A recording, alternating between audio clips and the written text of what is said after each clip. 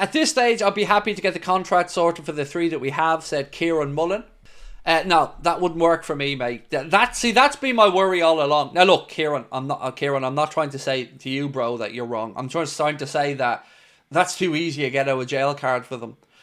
Because I don't even know if we're going to get the contract stuff sorted in January or not. Dava feels very bullish about Trent still giving his preference to Liverpool for the contract renewal, despite the stuff that we've seen today coming out of Spain.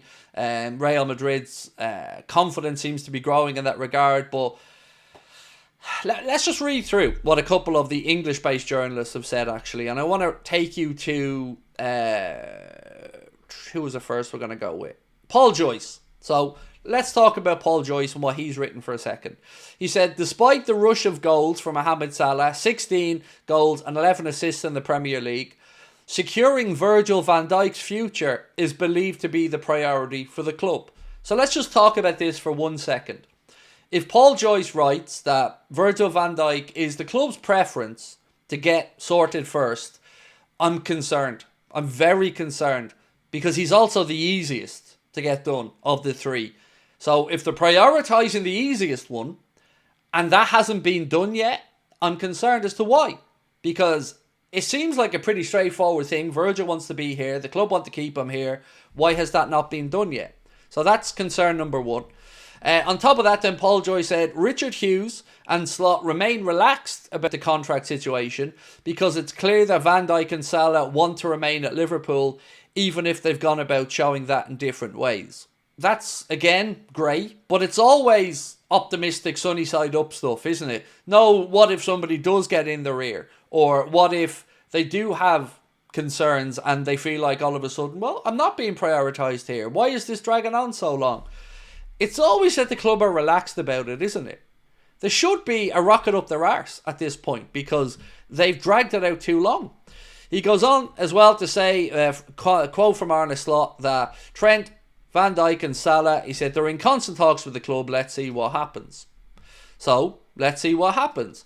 On Chris Bascom, he said, Liverpool are relaxed about the new year, given all indications remain that the stated preference of all 3 players is to commit to the club as they're continuing talks with the Anfield hierarchy. So there's 2 reasons for me these contracts need to be done. The obvious one of extending the boys and making sure they're here for the future. But also, we don't want to have any potential doubts creep in as the title race gets more and more serious as the season goes on.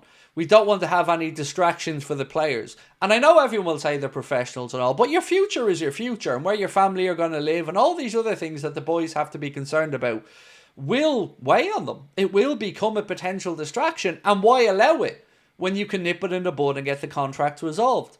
Again, we've all been very patient as a fan base because we've allowed Richard Hughes to come in and understand that he's just inherited this situation. But if we're just really blunt about this and just think about it from Liverpool FC, well, they've taken the piss with how long they've let these contract extensions go on.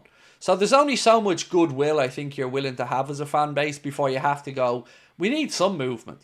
We need some signs that there's progression here. Otherwise, what is everyone at? What are you doing? Like, what are you doing day to day? If there's very few signings and we've got no contract extensions done, what on earth is going on?